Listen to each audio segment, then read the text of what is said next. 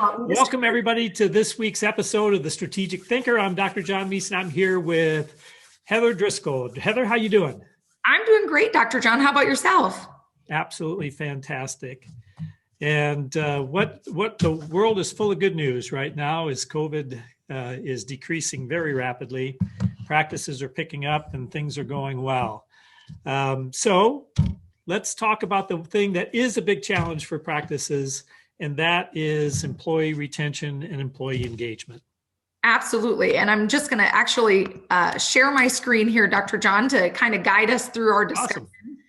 Awesome. And you're exactly right. Most of our Spark members are going through periods of growth. Interestingly enough, coming off maybe one of the more stressful years in dentistry with COVID, hasn't really seemed to slow anybody down. So lots of strong patient flow, incredible, reports on patient retention, team member development, all of those kinds of things. So lots of really great stuff happening. So as everybody knows, at Spark, we tend to focus on things that ultimately end up driving value in dental enterprises. So we always tend to guide our discussions around the dental enterprise value matrix. And today will be no different. But before we dive in, Dr. John, do you want to just touch real quick on our 4 quadrants? Sure. Watching the main driver, obviously, for enterprise value is going to be EBITDA, but there are other factors that have an effect as well. Those factors tend to fall into one of these 4 quadrants. The cultural side, the financial side, process side, and personal side. And so on a strategic thinker, every week we'll pick one quadrant and we'll discuss one topic within that one quadrant. So this week we are doing the personnel quadrant. And so we're going to be talking about employee engagement. Absolutely. So I always hear people say, well, if it wasn't for, the coordination of all the team members, dentistry would be really easy. And so I guess the people part of it, I think, is probably the most enjoyable, but can certainly be one of the more challenging pieces as well. So we get asked pretty regularly to just talk through ideas on ways to keep team members engaged. I think especially during periods of growth, during periods where things can maybe be a bit more chaotic and challenging and also maybe a bit more uncertain.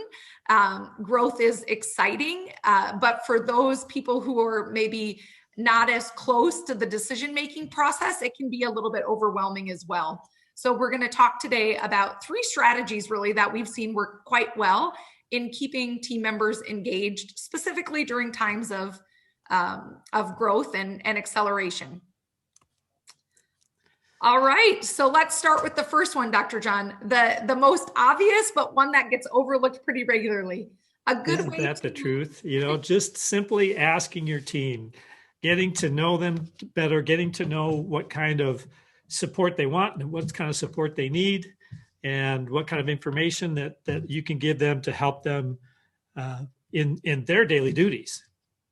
Yep, absolutely. And so this can be something as simple as an online survey. So a tool like SurveyMonkey or something like that, really easy. It can be done anonymously.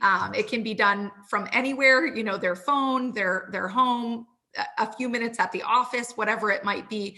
And it doesn't have to be this big, robust, like 15, 20 question survey, and probably honestly better if it's short and sweet and to the point. But really asking people, what are they most proud of about your organization? And what are they most excited about when looking forward? And what are some of the things that as a company you could do to, make their day-to-day lives and decision-making at the practice level and the patient experience level just a little bit better? Some organizations use the Gallup organization's 12 questions, the Gallup 12. And they will repeat the same questions every time they do an engagement survey so that they can see if they're making progress. So that's good in a kind of a general repetitive sense because you can follow trends. Sometimes that doesn't draw out the exact information that you're looking for, however, because it tends to be you're scoring things on between 1 and 10, whereas the kind of survey that you were talking about, you're asking open-ended questions so that you can really get to the heart of what's going on with people on your team. Yeah, definitely. And, I've always found value because while it can be a bit intimidating, anytime you ask for feedback, well, that's what you're going to get, right? And so you have to be prepared for that. but certainly there are all kinds of nuggets that we've gained insight into over the years. And Yeah. probably more often than not, it's been refreshing and reassuring that our culture is strong and that our commitment to patients is above our expectations. And for the most part, a time to really celebrate. Yeah. And, when you get the answers back, there's always going to be some that you think, because sometimes people are going to give you things that are very selfish or self-serving, not necessarily what's best for patients and the rest of the team and the organization. So you have to be prepared for that mentally, that you're going to get some of those. But I've always been surprised that there really aren't that many that you get like that. Most of the people are really interested in making the organization better. And so most of the stuff that you're going to get is either going to be an affirmation of what you're already doing, or some meaty and meaningful things that we could do to make the organization better. Yep, definitely. And when you do get those really valuable insights, it's so important to do something with that information, because I think one of the things I hear from a team member's perspective is, well, yeah, they asked me for my opinion, but then I don't necessarily see anything come from that. And so anytime you're able to make change or improvement, or even just continue to do what you've already been doing because it's what your team indicated was important to them, it's a good time to connect those dots, just making sure that your team recognizes, hey, we heard what you said. We understand, what's important. We understand why this change, can be a good thing, and we're doing it. So just making sure you do something with the information that's provided, so that people will continue to give insight and feedback when asked for. I think it's really important that you report on the results of the survey, having every bit of candor, that you just put it back out there. Without that, I think there can be somewhat of a lack of trust, or maybe people question, or they're concerned about what was in the engagement survey. So I think feeding it back out as quickly as you can is a valuable thing. Even if there's some things on there that aren't flattering, it's still decent to put them back out.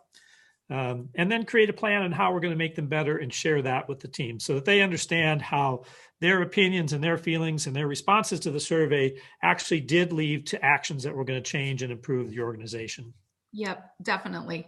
Just like patient reviews, right? Certainly we want all 5 stars, but every once in a while, a good 3-star or 4-star really kind of helps you tweak your systems and processes, and reminds us all we're human, and tells the rest of the world that we're human too, which is a really good thing from a credibility standpoint. So Transparency is key. Yeah. All right. So strategy number 2, a great way to improve engagement is really just by committing to increasing your communication effectiveness and consistency. And that comes in lots of different shapes and sizes. So Dr. John, what have you seen as far as people who have done a great job of just communicating? Yeah, I think having the ideal meeting cadence is one way of doing that, so that you're getting together with team in different segments at different times, but doing it on a regular and kind of automated, dependable, predictable basis would be one of the key things. Now, these don't have to be in person, right? Now that COVID has come through and everyone has learned how to use the digital video conferencing technology, it's very easy to put together Zoom and, just have a quick meeting with all your team. So, that you do it regularly. And some teams, I know, multi-locations, the founder will do a video, once a month, maybe, just kind of checking in with people. Sometimes they're in the offices once a month. Just depends on the size and spread of your organization. Yeah, and I love the fact that you started with just the commitment to a meeting cadence, because I think one of the things that team members become a little bit frustrated with is just not knowing, right? Not knowing when they're going to have a chance to interact, whether that be, for their own personal development or communication and connection with their leaders or their colleagues in other locations. And so a lot of times team members look forward to those monthly all-team meetings or those quarterly days of development. And if they sometimes happen and sometimes don't, I think it can cause a little bit of an increased level of uncertainty and doubt. And whenever those kinds of thoughts creep into any of our minds, our confidence just isn't quite as high and our teamwork isn't quite as effective. So certainly meetings are a great time to re-solidify some of those really important elements of teamwork. Yeah, that's for sure. All right. So strategy number 3, focusing on progress, not perfection.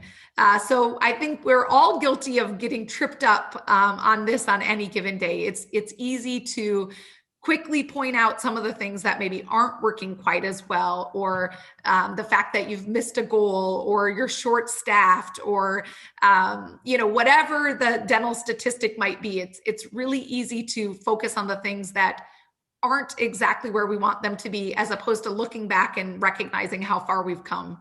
Yeah. It's so easy to get in that gap where you're comparing yourself with perfection rather than comparing yourself with your past self and all the progress that you've made. And, this is really for leaders, one of the key things that we need to do to make sure that we're maintaining our confidence. Because when we lose our confidence as leaders, the organization starts to feel the effects of it far more than you think it's going to. Because when the leadership doesn't have confidence, now all of a sudden people are doubting, they're questioning, they start to get stressed and worried, and that's just not the environment that we want for everybody. So we have to protect our confidence, and part of doing that really is making sure that we're regularly talking about this is how far we've come.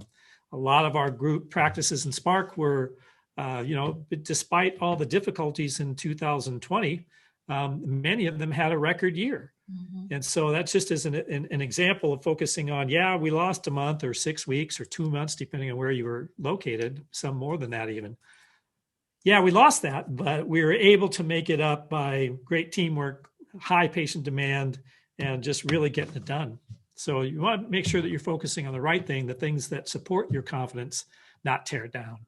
Absolutely. And sometimes what I find is that for the leadership team specifically, just recommitting to focusing on your overall vision, why in the world you started this journey in the first place. And so as leaders, our progress looks a little bit different than that of, someone who's actually seeing patients, all day, every day in the dental chair.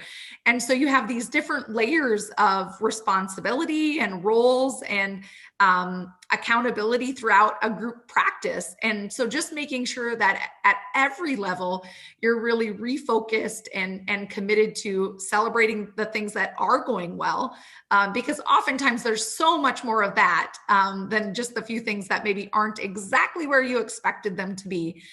So it's definitely an all-team sport. Everybody really needs to be able to find the progress and find the good, not ignoring, right, the opportunities that are still present.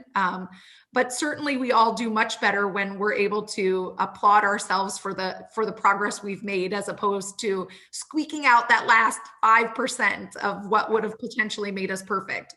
Yep, for sure. Awesome. So those are our top 3 strategies. Always feel like with the strategic thinker, as with anything in our organizations, best to just do something than nothing at all.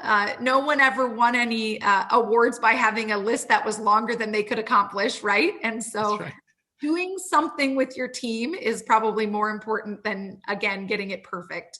So those are our tips for this week. Yep, very good. A pleasure, Dr. John. Looking forward to seeing everybody during our next Strategic Thinker. And in the meantime, if they want to learn more about Spark, sparkdentalnetwork.com, there's some great resources there as well. So thanks, Dr. John. Thank you, Heather. Thanks, everybody. We'll see you on the next episode of The Strategic Thinker.